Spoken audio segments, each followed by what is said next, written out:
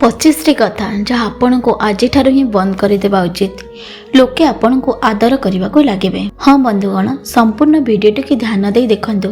ପ୍ରତ୍ୟେକ ମଣିଷ ଚାହେଁ ଯେ ଲୋକେ ତାକୁ ସମ୍ମାନ ଦିଅନ୍ତୁ, କିନ୍ତୁ ଜୀବନର ସବୁଠାରୁ ବଡ଼ ଦୁଃଖ ସେତେବେଳେ ହୁଏ ଯେତେବେଳେ ଆମେ କାହା ପାଇଁ ସବୁ କିଛି କରୁ ଏବଂ ବଦଳରେ ଆମକୁ ସେହି ସମ୍ମାନ ମିଳେ ନାହିଁ ଯାହା ଆମେ ଆଶା କରିଥାଉ। ଯଦି ଆପଣଙ୍କ ସହ ମଧ୍ୟ ଏମିତି ହେଉଛି, ତେବେ ଆଜିର ଏହି ଭିଡ଼ିଓକୁ ଶେଷ ପର୍ଯ୍ୟନ୍ତ ନିଶ୍ଚୟ ଦେଖନ୍ତୁ, କାରଣ ଆଜି ଆମେ ଏମିତି 25ଟି କଥା ବିଷୟରେ ଜାଣିବା ଯାହାକୁ ବୁଝିବା ପରେ ଆପଣ କେବେ ବି ନିଜକୁ କାହା ସାମ୍ନାରେ ଶସ୍ତା କରିବେ ନାହିଁ। ତେବେ ଚାଲନ୍ତୁ ଆରମ୍ଭ କରିବା। ନମ୍ବର 1, ସବୁ ସମୟରେ ଉପଲବ୍ଧ ରହିବା ବନ୍ଦ କରନ୍ତୁ।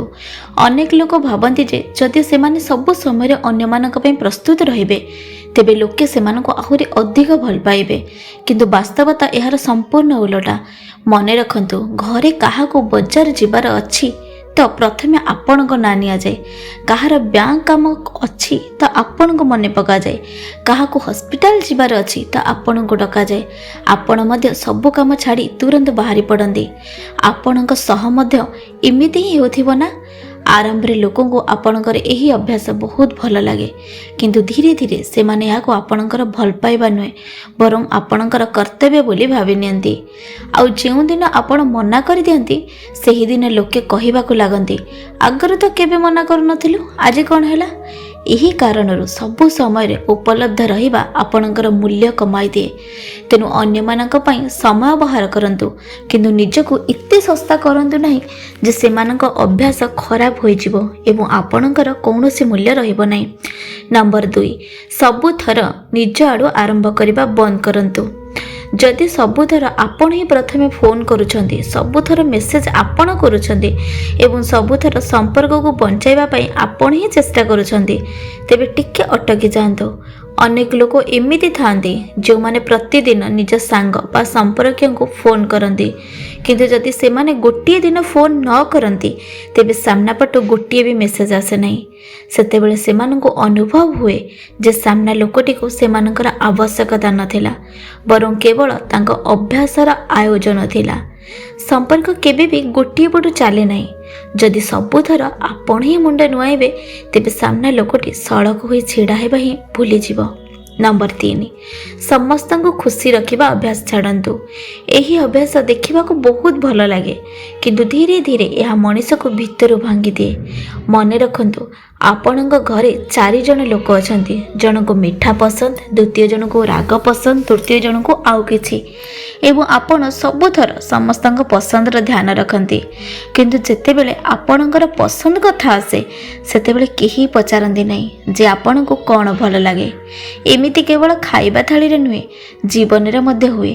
ଯେଉଁ ମଣିଷ ସବୁବେଳେ ଅନ୍ୟମାନଙ୍କ ଖୁସି ବିଷୟରେ ଚିନ୍ତା କରେ ପ୍ରାୟତଃ ସିଏ ହିଁ ନିଜ ଖୁସି ସବୁଠୁ ଆଗେ ହରାଇଥାଏ। ତେଣୁ ଅନ୍ୟମାନଙ୍କୁ ଖୁସି ରଖନ୍ତୁ, କିନ୍ତୁ ନିଜକୁ ଦୁଃଖ ଦେଇ ନୁହେଁ। ନମ୍ବର 4, ଲୋକଙ୍କ ବ୍ୟବହାରକୁ ନିଜର ମୂଲ୍ୟ ସ୍ଥିର କରନ୍ତୁ ନାହିଁ। ଅନେକ ସମୟରେ ଏମିତି ହୁଏ ଯେ ଆମେ କାହା ପାଇଁ ବହୁତ ମୂଲ୍ୟବାନ ହୋଇଥାଉ, କିନ୍ତୁ ସେହି ମଣିଷଟି ଆମକୁ ଆଦୌ ଗୁରୁତ୍ୱ ଦିଏ ନାହିଁ। ଏହାର ଅର୍ଥ ଏହା ନୁହେଁ ଯେ ଆମର କୌଣସି ମୂଲ୍ୟ ନାହିଁ। ମନେ ରଖନ୍ତୁ, ଆପଣ କାହାକୁ ଜନ୍ମଦିନରେ ବହୁତ ଆଦରର ସହ ଏକ ସୁନ୍ଦର ଉପହାର ଦେଲେ, କିନ୍ତୁ ସିଏ ତାକୁ କେବଳ ଗୋଟିଏ ନଜର ଦେଖି ପାଖରେ ରଖିଦେଲା। କ'ଣ ଏହାଦ୍ୱାରା ଆପଣଙ୍କ ଉପହାରର ମୂଲ୍ୟ କମିଗଲା? ନା, ବସ୍ ସେହି ମଣିଷଟି ତାର ପ୍ରକୃତ ମୂଲ୍ୟ ବୁଝିପାରିଲା ନାହିଁ। ଠିକ୍ ସେମିତି ପ୍ରତ୍ୟେକ ମଣିଷ ଆପଣଙ୍କର ଗୁରୁତ୍ୱ ବୁଝିପାରିବେ ନାହିଁ ଏବଂ ଏଥିରେ ଆପଣଙ୍କର କୌଣସି ଭୁଲ ନାହିଁ। ନମ୍ବର 5, ନିଜର ଆତ୍ମସମ୍ମାନ କେବେ ବି ହରାନ୍ତୁ ନାହିଁ, କାରଣ ଥରେ ପଇସା ଚାଲିଗଲେ ଫେରି ଆସିବ, ସମୟ ଚାଲିଗଲେ ମଧ୍ୟ କିଛିଟା ସମ୍ଭାଳି ହେବ, କିନ୍ତୁ ଯଦି ଆତ୍ମସମ୍ମାନ ଚାଲିଗଲା ତେବେ ମଣିଷ ବାହାରୁ ନୁହେଁ ଭିତରୁ ଭାଙ୍ଗିଯାଏ ଏବଂ ସମସ୍ତଙ୍କ ନଜରକୁ ଗିରିଯାଏ। ଅନେକ ଲୋକ କେବଳ ଏଇଥିପାଇଁ ଦୁଃଖୀ ଅଛନ୍ତି କାରଣ ସେମାନେ ସେହି ଲୋକମାନଙ୍କ ପଛରେ ଗୋଡ଼ାଉଛନ୍ତି ଯାହାଙ୍କର ସେମାନଙ୍କ ଆବଶ୍ୟକତା ତ ଅଛି କିନ୍ତୁ ସମ୍ମାନ ନାହିଁ।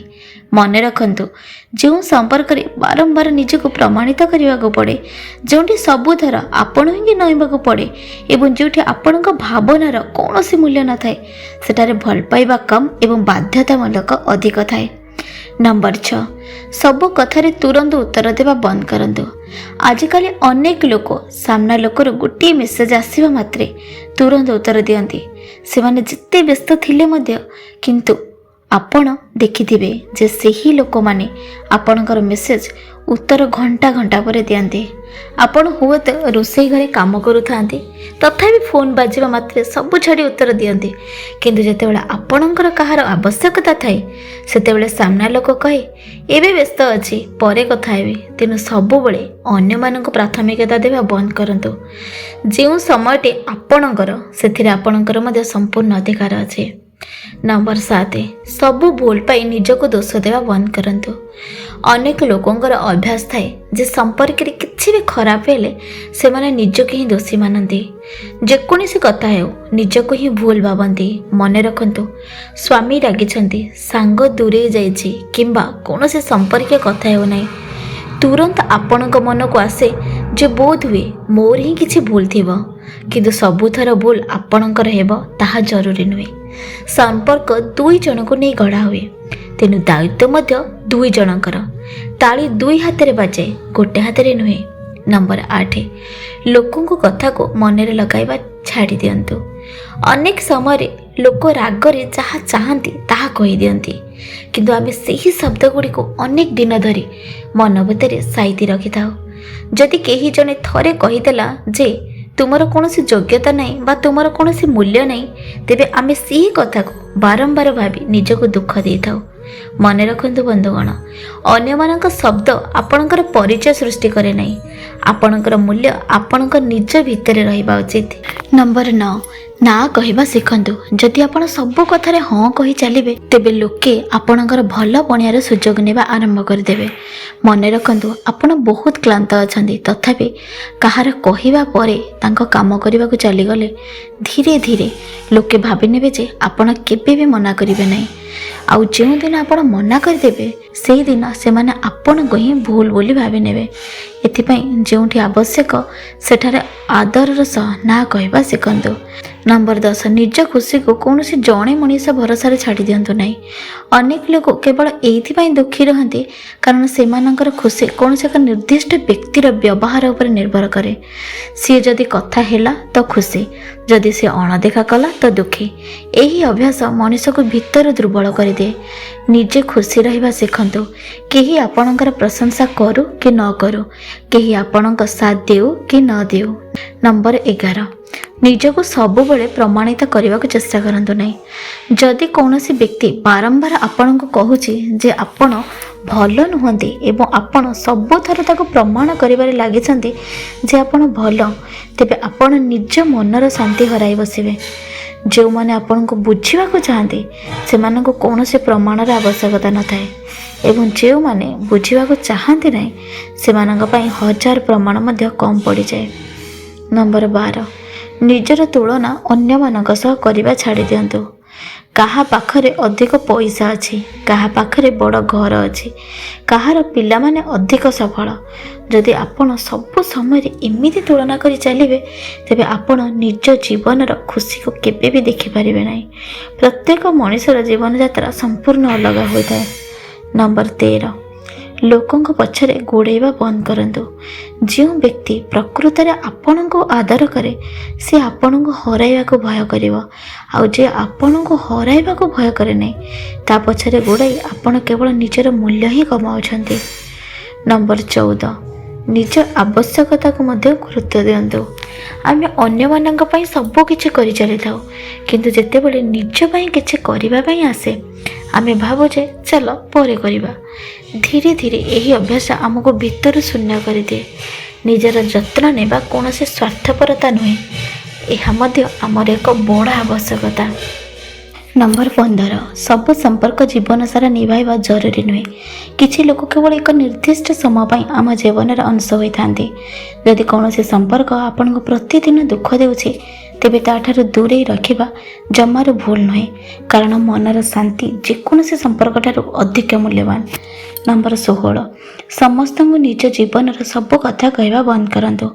अनेक लोक निजर खुशी दुख योजना एवं घरर कथा समस्त शेयर कर दियंती किंतु परे सही लोक माने ही सेमानंकर कथार मजा उड़ाई थांते किंबा अन्य मानक सामने चर्चा करते।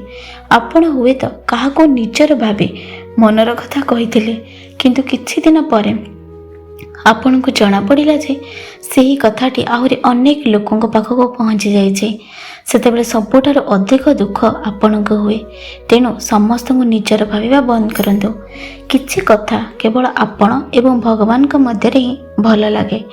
मोर मन हुए आपण सह मध्य केबे ना केबे एमिति निश्चय होइथिबो। दयाकरी कमेंट रे निश्चय जणाइबे। नंबर 17 जी आपणकर आदर करे नहीं ताको बारंबार बुझाइबा बंद करंतु। घरे किंबा संपर्क रे कौनसी व्यक्ति आपणक ऊपर अभिमान कले बा रागिले आपण ताको थरे बुझाइले दुई थर बुझाइले तीन थर क्षमा मध्य मागिले किंतु तथापि सामना लोकटी आपणको अणदेखा करुचे तेबे एबे अटकी जांतु। कारण जो व्यक्ति आपणको बुझिबाको चाहे तापाई थरे कहवा ही यथेष्ट एवं जे बुझिबाको चाहे नहीं ताको 100 थर बुझाइले मध्य किछि बदलिब नहीं ओलटा निजर मूल्य ही कमिब। नंबर 18 अन्य मानक खुशी देखि निजको कम भावंतु नहीं। आजिकल सोशल मीडिया रे समस्त जीवन बहुत सुंदर देखा जाए आपण मध्य देखिथिबे किंतु सत्य एहा जे प्रत्येक हसुथिबा मुह पछरे किछि ना किछि संघर्ष निश्चय थाए। आपण देखिले जे आपणक पड़ोशी नुआ गाड़ी किଣିले कौनसी संपर्क पिलार बड़ चाकरी हो गला एवं आपण भाविबाकू लागिबे जे बोध हुए मु ही पछरे रहीगली किंतु मन रखंतु अन्य मानक कहानी देखि निज कहानी को अधूरा भावंतु नहीं। भगवान समस्त को अलग समय रे एवं समस्त को उपयुक्त सुजोग निश्चय दियंती। नंबर 19 निजको बदलांतु किंतु केवल अन्य मानक खुशी करने नुहे। अनेक लोग केवल एइथिपाई निजर स्वभाव निजर पसंद एवं निजर परिचय मध्य बदलाई दियंती जेपरि लोके सेमानक पसंद करिवे किंतु सत्य एहा जे जो लोक माने आपण को आपण प्रकृत रूप रे पसंद करते नहीं सेमाने आपण बदली गला परे मध्य आपण को आदर करिवे नहीं। एथिपाई बंधुगण आपण जेमिति अछंते सेमिति ही रुहंतु। नंबर 20 निज नीरवतार शक्ति को बुझंतु। सब कथार उत्तर देवा जरूरी नहीं। कहीं जने आपणक विषय खराब कथा कहले जदि आपण समस्त को सफेई दे चलिए तेबे सारा जीवन केवल सफेई देवार ही चली जीवो। केबे केबे समय एवं आपणकर नीरवता दुईटी जगह मिसी सेबाठार सुंदर उत्तर दियंती। तेणु बंधुगण आपण यही सबु जिनिस एड़ाइबा को शिखंतु एवं निज जीवन रे खुशी रे रुहंतु। नंबर 21 काहाको हराइबा को भय करंतु नहीं। अनेक लोक केवल एइथिपाई एक भूल संपर्क को सही चलती कारण सेमानको भय लागे जे जदि एही मनीषटी चली जीव तेबे मु एका होई जीवी किंतु मन रखंतु भूल लोकों सह रही दुख पाइबा अपेक्षा किछि समय एका रही शांति रे जीवा बहुत भल। नंबर 22 निजर भल पणिया को दुर्बलता देवाको दियंतु नहीं।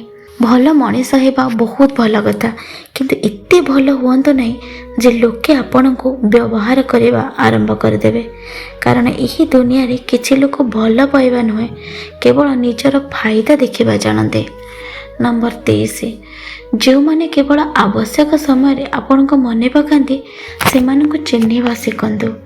जेतेबेले सेमानकु पैसा दरकार हुए सेतेबेले सेमानक किछि काम थाए जेतेबेले सेमानकु कोनोसी सहायता दरकार हुए सेतेबेले ही सेमानकर फोन आसे। बाकी समय रे सेमानकु आपणक कथा केबे भी मने पड़े नहीं।